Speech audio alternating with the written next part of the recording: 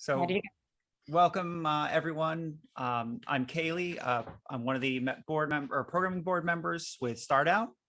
I'm here to help moderate the session with Kat from YC. So for those not aware, Startout is a US-based nonprofit organization founded in 2009, focuses on supporting LGBTQ+ entrepreneurs and startup founders. Our mission is to increase the number, diversity, and impact of LGBTQ+ entrepreneurs, and also to help amplify their stories, ultimately to drive the economic empowerment of the queer community. Over the past 10 years, we have built a community of 18,000 members, and we support 300+ entrepreneurs every year. In essence, Startout is about networking, entrepreneurship, and community. If you are a founder, we provide direct individual support through community events, one-on-one mentorship, one-on-one office hours with experts, a 6-month accelerator programmer, and investor connections. You can see a lot of our really great valued sponsors that exist from all over the corporate agenda and corporate globe that really help us with our mission. And we're really proud to have them supporting us. So with that, I'm going to be handing it off to Kat, and she will be going through the session today. Hey, thank you, Kaylee. And thanks for having me. I'm excited to be talking to you today. We've actually funded a few companies from the Startout community. So you guys are awesome founders and happy to be here with you today. Before I get started, I'd love to get to know a little bit about your startups and the stage that your startups are at. So how many of you are at idea stage? If you're at idea stage, press 1 in the chat so I can get a sense. Okay. And then if you're at prototype stage, if you have a prototype, press 2 so we can get a sense. All right. A lot of prototype. Launch product, press 3. Awesome. Okay. A lot of launch products. How many of you have already started fundraising? Can you press 4? Okay. You got a good amount. And then are any of you planning to apply to YC? Press 5. Cool. Okay. So for most of you, might be somewhat familiar with YC, but for those of you who are not yet, I'll give you our 30-second pitch. I'm going to share my screen real quick. Let me know if you can see. All right. Can you see it, Kaylee? Are we good? I can see it just fine, and I'm hoping everyone can see it as well by now. Okay, cool. If anyone has any issues, let Kaylee know in the chat. And I'm also going to be doing questions at the end. So if you have questions throughout, feel free to put them in the chat, and then we will we'll cover as many as we can after. All right. So, hey, everyone, I'm Kat Mañalac. I am the head of outreach at Y Combinator. And so at YC, our quick pitch is we help founders from idea to IPO. So since 2005, we've funded almost 4,000 companies and actually startups and nonprofits from all over the world. So here are some of our top companies, and some of you might recognize some of them, like Airbnb and Twitch, Instacart, or Coinbase. We now have 15 public companies, and over 80 YC alumni are now worth over $1 billion. And there are many more that are quickly growing. So I've been at YC since 2013, so it'll be 9 years in September, which seems crazy to me. But I head up outreach, which means outreach to potential founders like yourselves. So my team also helps with companies in the batch with their public launches. And we do content, video, press, and social media for YC itself. I also am part of the YC admissions process. So that means I get to read thousands of applications per year. And I get to interview founders as well. So if you have questions about that, happy to answer that in the end.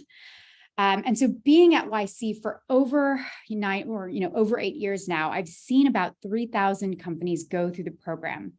So Startout mentioned that you want to learn more about what needs to go in a good pitch deck.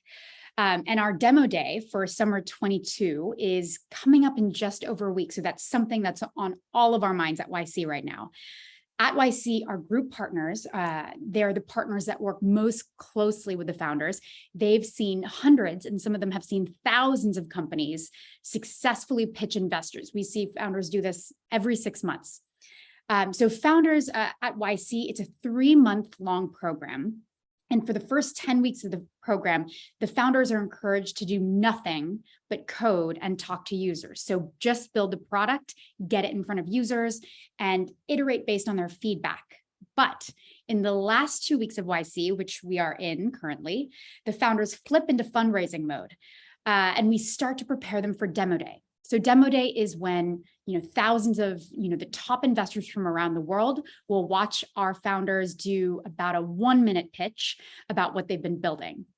So the companies that actually go through YC, there are a ton of resources we have internally, and they get a lot of individual insights from their group partners, as well as weeks of feedback and practice. So I can't give you, the full, encyclopedic sort of list of tips that we go through.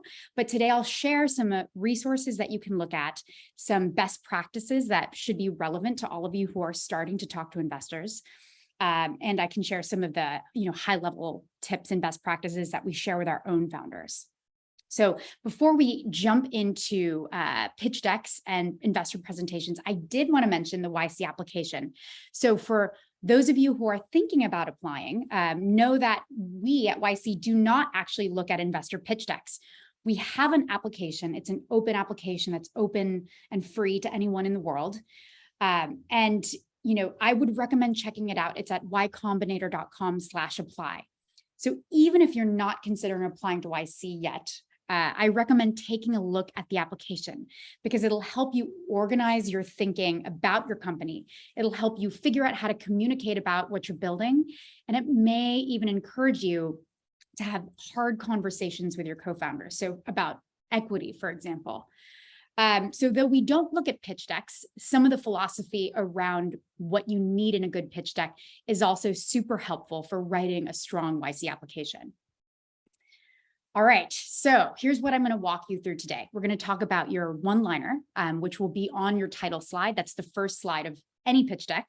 We'll talk about the 7 questions that you should know how to answer clearly and succinctly, even before you jump into drafting your pitch deck. Then we'll talk about something we do at YC called Vertebrae office hours, something that we do, before demo day with every single founder. Then we'll walk through the slides that you should have in a pitch deck, including we'll walk through an example of one famous alumni's pitch deck. And then I'll share some general quick tips and best practices and resources for you to check out as you get ready to pitch investors yourselves. All right. So let's talk about the first thing that you need in an investor pitch deck. You need that one-line pitch that'll go on your title slide. Before you talk to any investors, you need to be able to describe what you do clearly and succinctly in words anyone can understand, because not all investors are going to be, potential customers, or they won't be experts in your space. So to create a strong one-sentence pitch, you need clarity of vision. So at YC, we believe that people who've thought really deeply about an idea can explain it clearly and succinctly. They use less words, and they can explain fairly complex concepts in a way that even a 5-year-old can understand. And having this clear idea is super important because it is the best foundation for growth. So as you guys, I'm sure know, the best companies and movements grow organically by word of mouth. And that's great news because that is the cheapest way to grow. And if you think back to, the first time you heard about something like TikTok or Slack, there's a good chance that you heard it through, a friend or a coworker. So what should be included in this one-line pitch? It should be extremely simple. It should describe what you're building and potentially who you're building it for. So you just start with the name of your company and what it does. There's no need to set up the problem. You can just get to the point.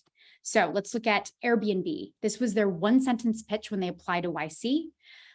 We built the first online marketplace that lets travelers book rooms with locals instead of hotels. It's short, succinct. It describes what they're building and who they're building it for. So one word of warning for your one-liner: I would avoid jargon or marketing speak at all costs. So this is a tweet from Gary Tan, who was a YC alum and a former YC partner. He said, meaningless jargon is the #1 issue I spend time trying to fight while helping startups. And he links to an article from Quartz. And this next slide is an actual description of a company in this article. It says, Indie Cloud is a know-how synergy platform. Don't say shit like this. It has 0 informational content about what you actually do. So Indie Cloud, a know-how synergy platform, could be anything. It could be an ed tech startup. It could be something like Slack. It could be a collaboration software, like who knows? When you're describing your company, the person you're talking to should have some idea of how to reproduce what you're talking about. So in their head, they should be able to paint a picture of what they'd have to build to reproduce what it is you just told them. So I'm going to give you a couple examples from YC alumni. Ophelia is medication and support to beat opioid addiction from home. So this is pretty straightforward. They're building at-home rehab for opioid addiction. You know what they're building and who they're building it for. Here's a second example. Solugen is decarbonizing the chemicals industry. So this is a YC biotech company. I wanted to include, a bio example, but I wanted to include this also as an example of the fact that in this one-line pitch on your title slide, you don't have to go into deep detail about what you're building, but it should be compelling enough to make the investor want to ask follow-up questions. So when you're A/B testing your one-liner on people, you should see how they respond. If they respond with glassy eyes, it's a bad look. That's a bad sign. But if they follow up, if they follow up with some interesting questions, that's great. So when I see this, I have a lot of questions. I'm not an expert in this space, but seeing this one-liner makes me want to know more. So I wonder, what is the current process for synthesizing chemicals, and what is that process's impact on the environment? And it makes me curious to know how this company is doing it differently.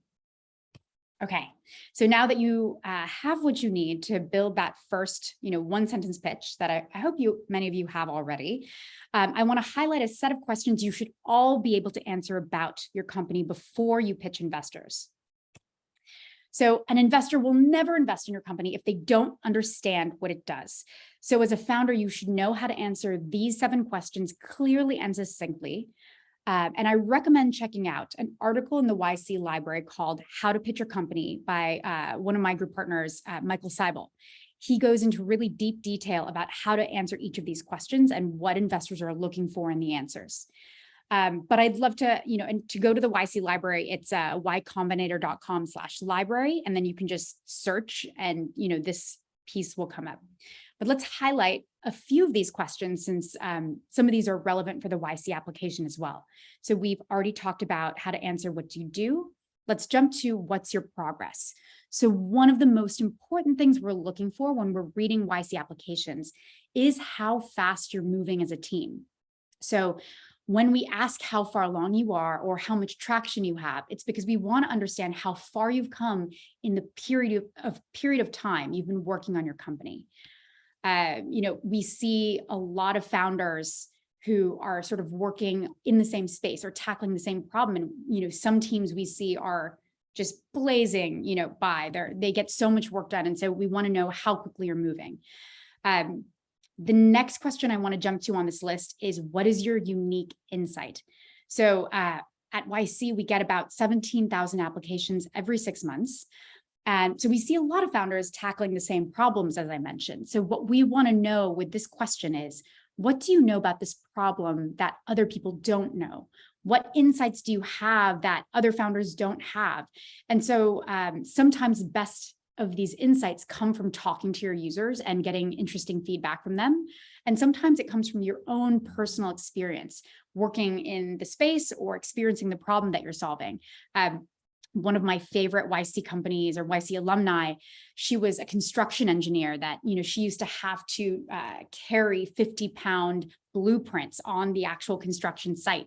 And every time she'd have to update a blueprint, she'd have to update it manually. And, half of buildings would be built on the wrong blueprints because no one had them in real time updated. And so she started PlanGrid, which was a company that brought blueprints into the cloud. Well, she had a lot of expertise and a lot of insights into the space because she was solving a problem she herself really understood.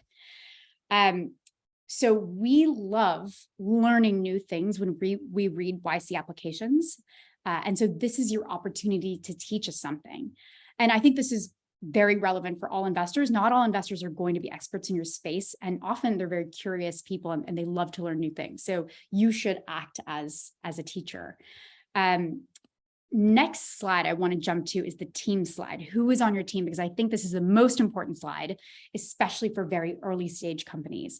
So at YC, we don't try to predict what ideas are going to be, the next big thing. Like, for example, when Airbnb applied to YC and interviewed, they described what they were doing. And Paul Graham said, what? People want to, rent air mattresses, on other people's floor? What's wrong with them? But, he was so compelled by the founders and, what they'd been able to accomplish in a short time. And the fact that they were just cockroaches that, that's the team is really what sold him, not the idea. So in the early stages, we are betting on the team. So we ask a lot of questions about the team. Are you technical? Do you have the skills or the domain expertise to build what it is you're pitching us? We also ask, how many founders are there? How long have you known each other? Who's working on this full time? What's the equity split? And you don't necessarily need to get into all of this on your team slide in an investor pitch, in an investor deck, but don't be surprised if those questions come up during the conversation. Okay, so we've talked about your one-liner and you have the list of 7 questions that you should know how to answer before you talk to investors. Next, I'll tell you a little bit about Vertebrae office hours. So at this point in your pitch deck journey, we are still in the pre-deck phase of preparing to talk to investors.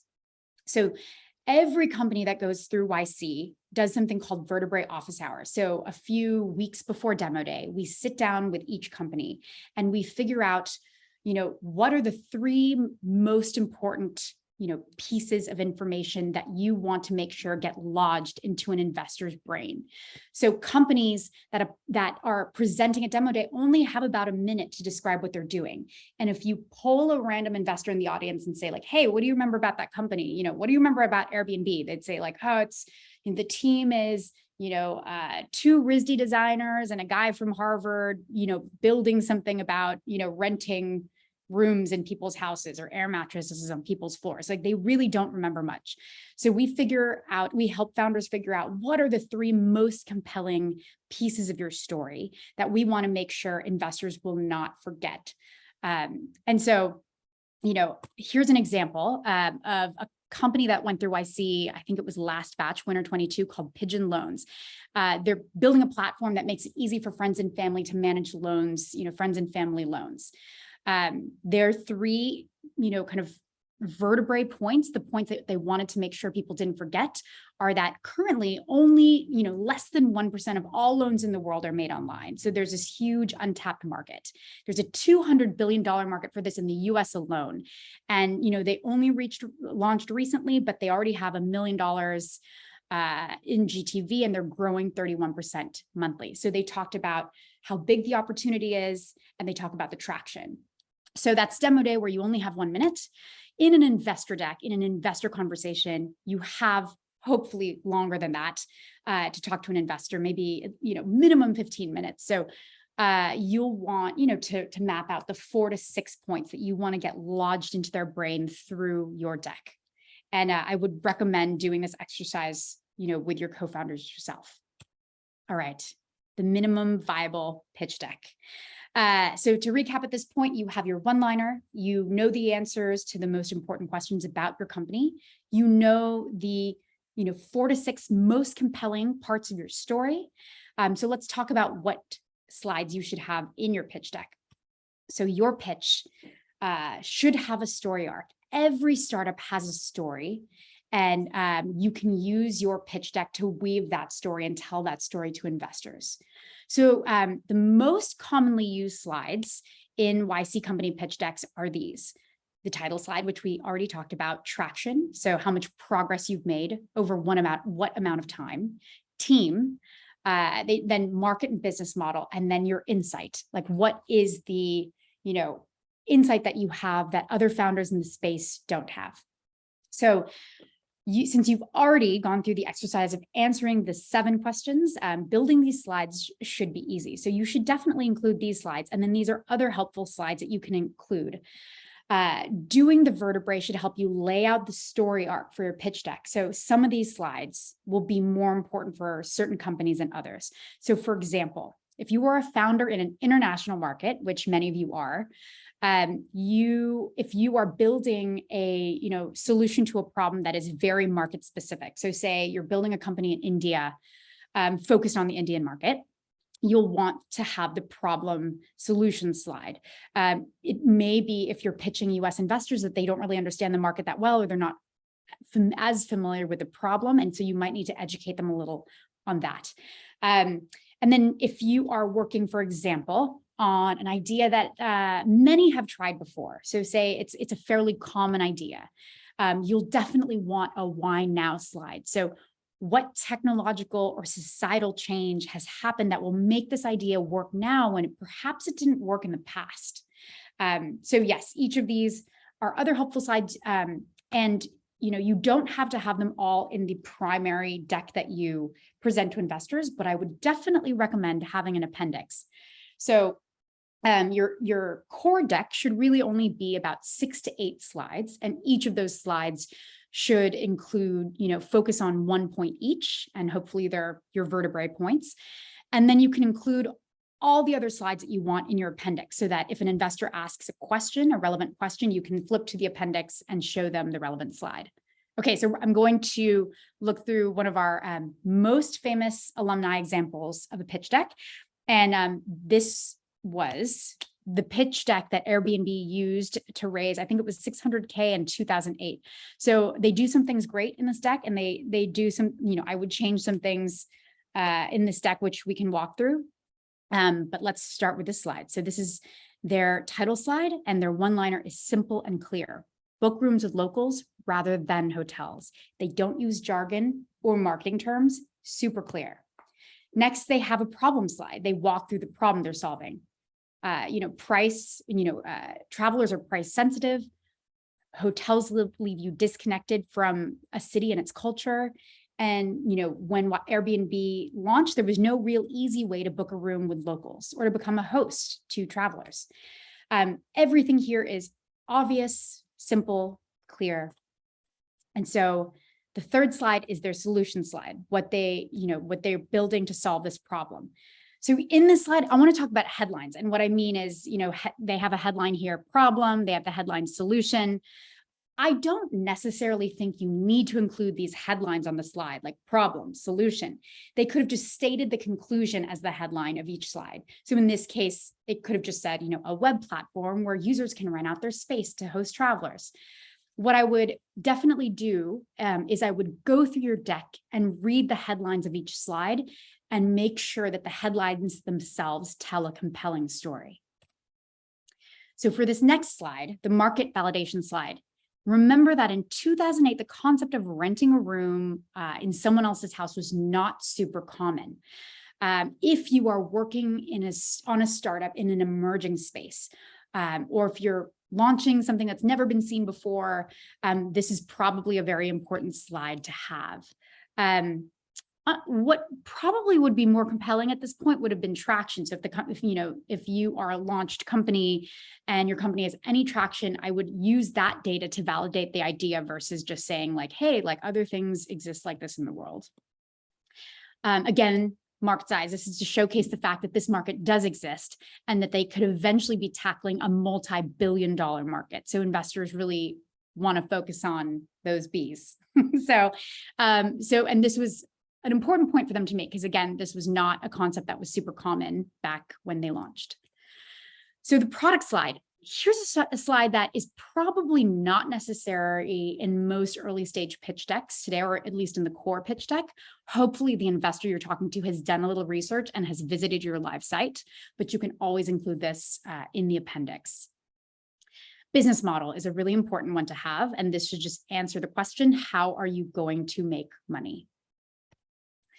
Adoption strategy, I would keep this one in the appendix. This is about how they are going to get their users. And so this is certainly a question that investors might ask, but it doesn't have to be in the core deck. Again, this one could probably also go in the appendix. The question to answer here is, how are you different from your competitors or other companies that are already in this space?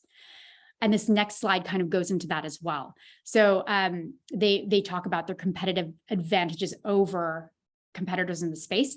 So this is a little bit of a busy slide. These days, I think it's safer to go with one slide per idea. And you may not have time to walk through all of these advantages. So it's, I would focus on like maybe 3 and make sure that you have, that they're the most important. All right, team slide. This one is super important, as I said. At YC, we know that ideas change, ideas pivot. So what we're betting on at this early stage is the founders. What we're trying to figure out is, do the founders have the skills or the domain expertise to build what it is that they're pitching us?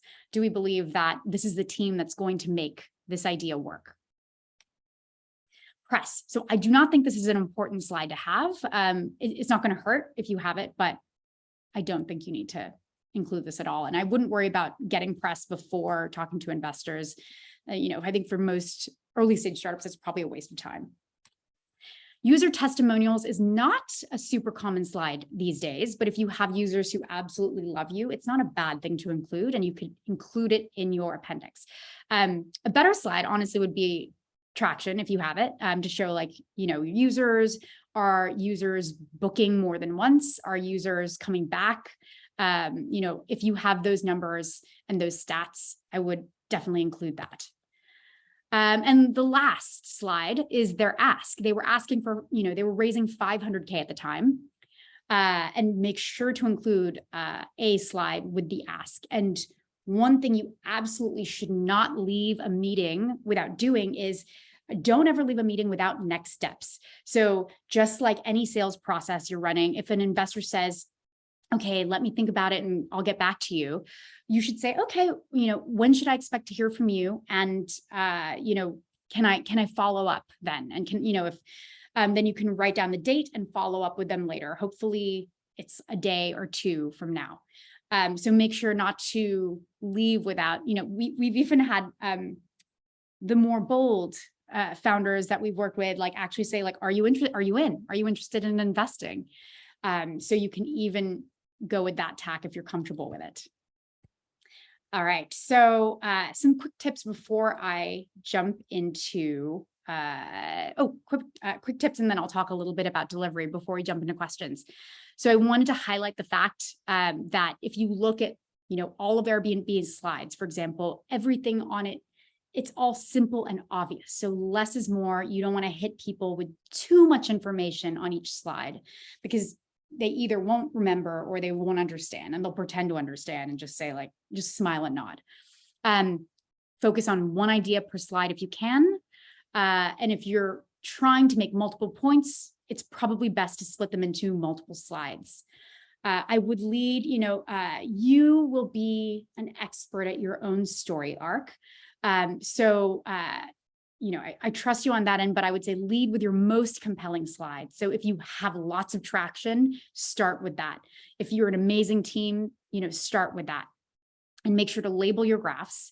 Unlabeled graphs are confusing and misleading. And every demo day, there's someone on Twitter who complains about an unlabeled graph. We make sure it's, clear what units are using. Other things, you don't want to see any complex diagrams or screenshots. If you are building a life sciences company or a sciences company, often I see a lot of very confusing diagrams in those pitches, and so I would stay away from that. Make, simple visuals, words alone. Let's see, and use consistent formatting. So font sizes, colors, layouts, keep them all as consistent as possible. You don't want people to get distracted. And then only include real traction. So unless you have nothing else, don't talk about pipeline or active conversations or unbooked revenue. Like, it'll make it look like you're grasping at straws. So, so include real traction if you can.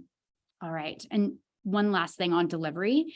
This is something we have to tell literally every YC founder who's preparing for demo day. Speak slowly. Practice with other founders, practice your pitch on other founders that if they're friendly investors or folks who have pitched to investors before, like use your community. You have the Startout community, which is incredible. But speak slowly and engage investors throughout. So no one wants to be just like, no investor wants to be talked at for 30 minutes or an hour. Make sure that, you're asking them questions. Do a little research on the investors that you're talking to, and try to like figure out questions in advance that you want to ask them. Other than that, I'd say just know your numbers and use specific facts as much as possible. Be comfortable talking about unit economics if that's part of your company. And one thing I recommend all founders do before they talk to investors or press is I come up with an internal FAQ. So list the hardest, toughest questions that any investor or press, if you're pitching press, might ask, and figure out how you're going to answer those questions in advance. It'll make you much less stressed in the moment. Okay, before I jump into questions, I wanted to share some resources. So on the ycombinator.com library, we have 3 pieces that I think could be helpful. How to Pitch Your Company by Michael Seibel, which talks about the 7 questions. How to Build Your Seed Round Pitch Deck by Aaron Harris, which goes through, what should be on each slide and gives like a really, really basic, looking template. And then How to Design a Better Pitch Deck. So that's more about like the aesthetics of a pitch deck and what you want it to look like. And then the YC application, if you want to take a look at those questions, they're live at ycombinator.com/apply. Okay.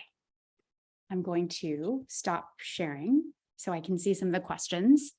We have some really amazing questions. Oh, good. So I'll read through some of the questions and summarize, and then you and I can talk and we can answer and go from there. Perfect. So a couple questions came in multiple times. Specific one are any book recommendations that you have for people, especially for startups just starting out? Oh gosh, just general book recommendations. Not to like toot YC's horn or anything, but I would recommend Hackers and Painters by Paul Graham and Founders at Work, Jessica Livingston. Those are the founders of Y Combinator. Those are the books they've written. I loved, Founders at Work interviews a lot of successful founders and talks to them about their process. And Hackers and Painters and a lot of Paul Graham's essays go into kind of early startup philosophy. There's 0 to 1, which I know a lot of folks read.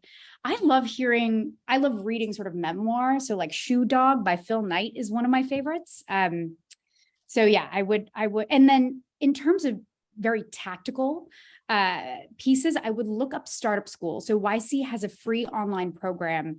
It's a 10-week program called Startup School.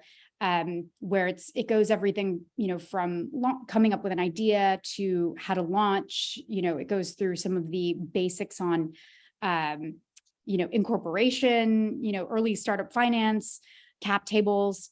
If you go to startupschool.org or Y Combinator's library, you'll find a lot of that there as well.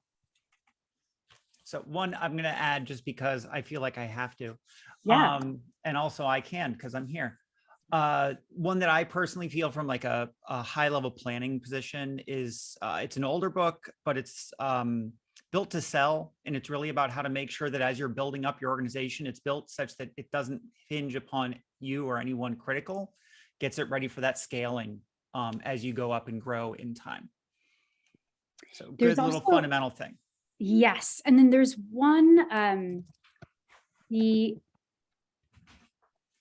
I'm looking for the exact title. I think it was called The Mom Test, like how to talk to customers and learn if your business is a good idea or when everyone is lying to you. So this is a old school YC founder who, this is a book that a lot of our alumni read about sort of how to do customer interviews. So another question that I saw a few times, and it seems to be more of a statement, or I guess there's a question that comes out of it, is there were the Airbnb slides that were almost all text only, as well as there were spelling mistakes of even couch surfing. Yeah. And the chat was kind of going wild at how many little things in there. Could you talk about that in relation to a pitch deck, and the kind of relative importance of these types of things? Oh yeah. So that was not their demo day presentation. That was their pitch deck. And yeah, that was like these days where everything is like online and easily editable. It's like, there aren't a lot of excuses to have like, you know, spelling errors or, and any of that. So I would definitely, it's not the perfect pitch deck. But it is illustrative of like what is out there. But I would definitely say like, try to make sure, you know, I mean, at YC, for example, you know, most of the companies that go through these days, like have so much feedback on their pitch decks that like, that doesn't get through. But yeah, I would say, yeah, it's pretty wild. I'm going to have to scroll back through and see what some of the commentary were. Well, and there, that was the summary. The point Yeah. I kind of took from it, and correct me if I'm wrong here, but the point you were making about the team and the energy of that team and what they're really trying to pitch towards going for is really what sold the organization and the idea, not the deck itself. Yeah, The deck absolutely. was there to support them. Yeah. So as I mentioned, during when you're applying to YC and when we're interviewing you, we never look at pitch decks. So this was like what they'd pitched other investors or what they'd used for other investors. Like, but yes, the thing that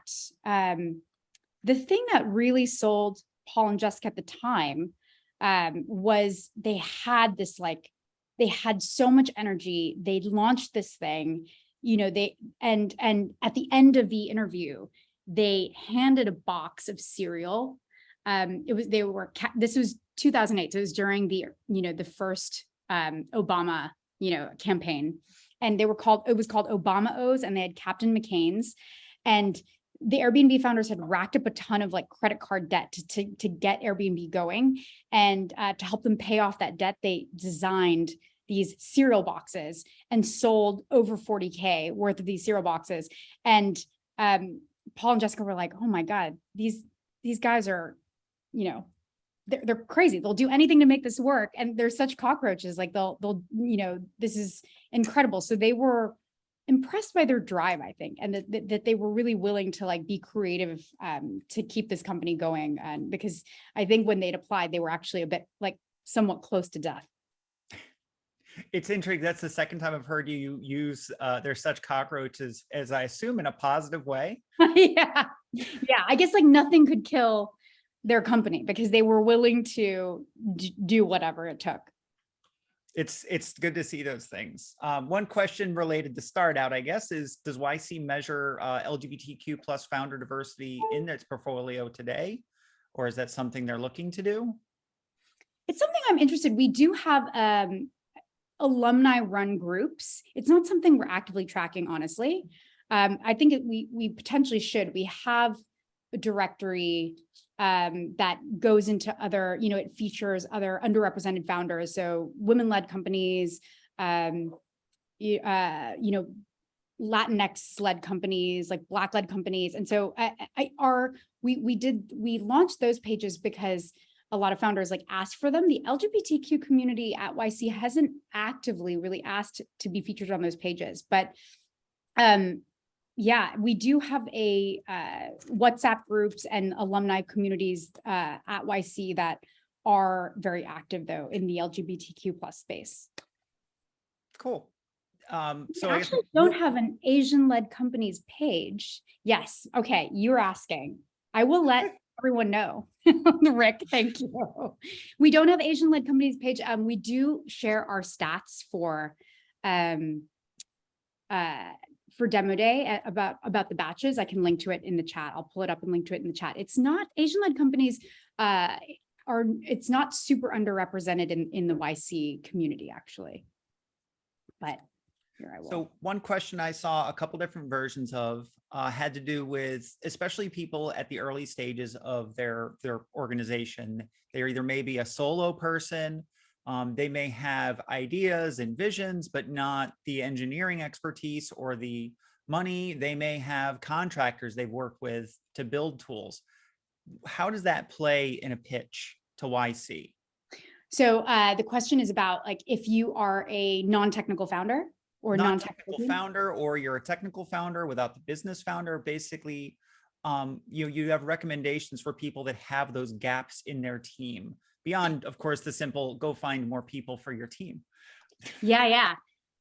So we do fund, solo founders all the time. I think probably 10% of the batch or so is always, solo led. Oh wait, let me also, before I get to that, I'm going to drop another quick, my Combinator, sorry. This is also our companies page, and you can see the Black founded companies, Latinx and women-led companies links there as well. Okay, so for solo founders, I would definitely still apply to YC. We fund solo founders all the time. I think it's, 10% of the batch is typically solo. I will say that we've funded at this point thousands of companies, and we've just seen it's so hard to build a successful company for anyone. And we've just seen that, if you look at our top companies list, I think it's only 4 of the companies in the top 100 are founded by solo founders. So we've just seen how hard it is, because with a team, you not only have someone who can share the, split up the literal tasks, but just to bear the emotional burden with you of building a company, because it's so difficult. So that's why we always highlight the fact that you should try to build a company with a co-founder and find a co-founder if you can. And we've actually also launched a co-founder matching tool on Startup School. I'm going to, and we've funded, I want that link. Yeah. I'm putting that here. So we've actually funded quite a few companies at this point that have met through co-founder matching. And honestly, 5 years ago, 10 years ago, this was a very controversial idea. Like Paul Graham used to say, like, oh, there's no way that, founders can meet online, and you have to know each other, be like, yeah, exactly. Yeah, exactly. You have to work together for years, or be, friends from school, or, know each other from growing up. And then a couple of years ago, one of my partners was like, hey, people are meeting their partners online, the people that they spend the rest of their lives with, potentially, like on Tinder and all sorts of apps. Like, why shouldn't you be able to meet a good co-founder online? And so the philosophy is not that you'll meet someone online and then you'll immediately 2 weeks later quit your jobs and start a company together. But the idea is like, maybe you can work together for 6 months, or figure out a project, that'll prove whether you work well together and communicate together well. And so we funded at this point, I think it's looking like a successful experiment. But tips for solo founders, I do think that solo founders often have to do more work in the front end to prove that they can accomplish as much as a team. And so that might mean, this is not true of everyone. Like if you're a superstar technical person that has built a company before, whatever, of course there are exceptions. But I think for many people, it's, you have to at least have a prototype, share some insights from showing it to potential customers, like show that you can work quickly or manage a team of developers if you're not technical quickly. So it's the burden is on the solo founder to do a little bit more of that work upfront. And so, yes, that's what I would say is like, we do fund those companies. I think you just have to kind of like make a strong case for the fact that you can accomplish as much and as quickly as a team can. Zach, on a related question, and to a certain degree, this is actually one that affects me, but it was also asked in the question, so I'm not going to be completely self-serving here. There are a lot of people, especially in the webinar today, that have technical skills to build out a prototype or an MVP, but not the business acumen to develop out the rest of the organization. is it same kind of thing? They just need to look for a different type of person, or is there a path within YC to help those type of situations?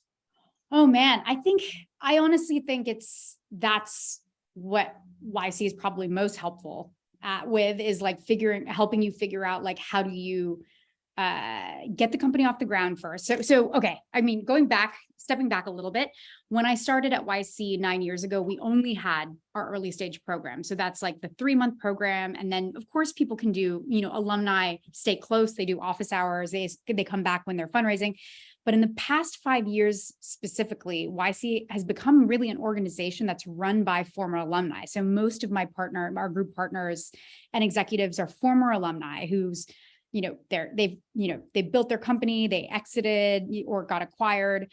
They came back to YC, like Michael Seibel, for example, and we're building the programs that we wish we had when we first existed. So now YC is the 3-month program that's great for early stage, like pre-Series A companies, helping you with growth, like that early growth. And then now we also have Series A programs where companies, 12 to 18 months after YC, or 18 to 24 months after YC, when you're getting ready to raise your Series A, we have a program for that. We have an A to B program, we have a growth program. So it's really like, I think you're kind of in the, and that's a lot of that is help with like the company building and like reaching out to customers and like kind of figuring out frameworks for that. It's, whereas like if you're non-technical, it's like, it's a little bit harder to move quickly in the particular like program. But yeah, so I think it's like, that's something YC certainly helps with. Cool. So moving to other questions here. If this was a question about investors, and specifically, you talked a bunch of times about pitching to investors and show, just A/B testing with your pitch ideas and other types of things like that. If you're not well connected into people with money that might be investing in tools, how would you connect up with those type of people to be able to do these pitches, to be able to get that feedback, to be ready for a submission? So yeah, I feel like there's different communities. So YC, for example, is really built for folks who don't have a ton of, Silicon Valley connections. It's an organization that really was built to help first-time founders who don't have that network, to connect them to, incredible, the world's best investors, really. And there's also stuff like the Startout community, I'm sure has, definitely has successful founders in the community, and like potentially like you could ask some of those founders for warm introductions. If you have like university sort of contacts, like if you can get through, an alumni group, or I would say, and I would also look at angel investors who have angel invested in your space. You can find them on stuff like AngelList, on like TechCrunch, looking at other companies that are adjacent to what you're building and see who's been investing in this, like especially from an angel perspective. Because like, if you're really early stage, first time founder, it's going to be unlikely that you get like an Andreessen Horowitz or Sequoia, unless you get a warm introduction to them. But if you can find these like angels whose job it is to like support, the early stage company in, and they all have specific personal interests. So I would do a little research on that. So I will, adding in for the Startout side, we do have some resources in that area, specifically different sessions and events to help connect people up with investors that do have ideas. That is part of our core mission. The thing I will also add to that, just from my own knowledge, a lot of areas will have different startup type of groups that are working to grow businesses within their area. Don't be afraid to reach out. Tell them where you're at, be vulnerable, and just say, here's where I'm at. How can you help me? Or can you point me in the right direction? People love to help. Yeah. And I will say one thing that surprised me about the YC community itself, is how helpful the founders are. And this is probably very true of the Startout community as well, is like, you just reach out and always also follow up. Like busy people don't always, respond on on the first call or the first email, but I would definitely reach out and then follow up, and you'd be so surprised by how many people are like willing to help, look at pitch decks, practice with you, or even introduce you. And once they get to know you a little bit better, maybe introduce you to potential investors. So yeah, I think that's great. So moving on to another question, I think we got maybe time for one, maybe two more questions. And this gets to be kind of a, just the part of the challenges of our economic world right now. And I'm going to split it into two parts. You can kind of hopefully answer them as one. How does YC work to remove bias from the application process? As well as, given that it takes a lot of investment, a lot of energy, a lot of time, and especially given a lot of marginalized communities don't usually have access to the economic wherewithal to put that much money into a business themselves to get started. Do you have any recommendations or thoughts about, things people can do to help them get moving, from those type of situations?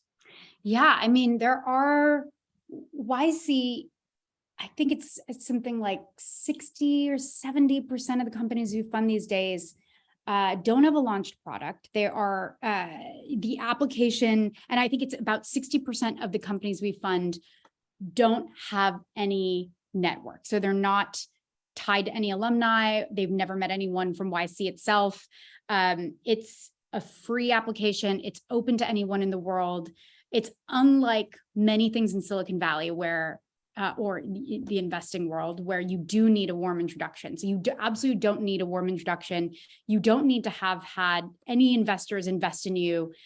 I think a lot of one thing we do look for is, I think we ask a question on the application that's like, what have you accomplished or achieved that you're proud of? And what we're sort of looking for there, or like, what's an impressive thing, is like, we want to hear stories about how you've like overcome, kind of obstacles in your life. And so I think that makes, as I think I, use the word cockroach a lot, but it's like, we want to see that people are going to persist and work hard. And when you come from sort of an underrepresented background where, things just aren't automatically given to you. And if you can show, that you are scrappy and that you've been able to, build a product, you can do things like really, I think, in ways that don't need any money, that just show ingenuity. So I don't know. I think it's constantly a problem that we're thinking about. And like, how do we, increase the number of women, LGBTQ plus, people from, basically we think about this problem a lot, and I don't know that anyone has the answer. I think it's still a little bit of a manual process, but yeah, I think it's YC. What I love about it is that it is so open. And for example, if you are even we've had folks that are like, before you even build a product, for an example of like validating an idea, right, is like, we had these founders who applied, and they hadn't even built a product before, but they stood outside of an IKEA because they were like, should we build this company that are like movers on demand? And they stood outside of an IKEA for a week and just asked people in line if you click this button, which wasn't a functional button, and so a truck were to come and help you move that, Svedrick, desk, would you pay for it? And so they had all these people at IKEA that, clicked this fake button, and the other founder would drive the truck up front, and deliver, the actual product. And so I think there's a lot of different things that you can show. If you're clever, you don't need a ton of resources to prove, or you don't need a ton of traction to kind of even get into YC. I think you have to sort of show that you can move quickly and validate the idea. And I don't know, I think that I'm rambling now, but I think this is such a huge topic, honestly. I'll add to that. And it's kind of reminded me of something I tell people in the early side of their career. Personal experience works very well when you're, applying to a job. If I want to know about a challenging situation, it doesn't have to be a professional one. It very well. Probably the most challenging situations anybody deals with are personal ones. And it tells me what I need to know to watch you and talk to you about how you overcame a problem. Absolutely. So yes, when we ask that impressive thing question, that's what we're looking for. We're not looking for impressive business thing, right? We're looking for impressive thing in your life that the thing that you're proud of, that you've overcome to get to where you are. I think that's a really powerful thing to share. So we are running close to time, and I think I've gotten the majority of the questions. But I wanted to share my email Please. in case we didn't get to anyone's questions. It is demo days coming up, so I might be a little slower to answer than normal. But you can always email me at cat@ycombinator.com, and I'm happy to answer questions, or if you're applying and want to make sure I take a look at the application, shoot me a note. Thank you very much. I really appreciate your time, and I hope you enjoyed it as well as I did. Yes, we did. And thank you for having me. Thank you. Alrighty. Bye.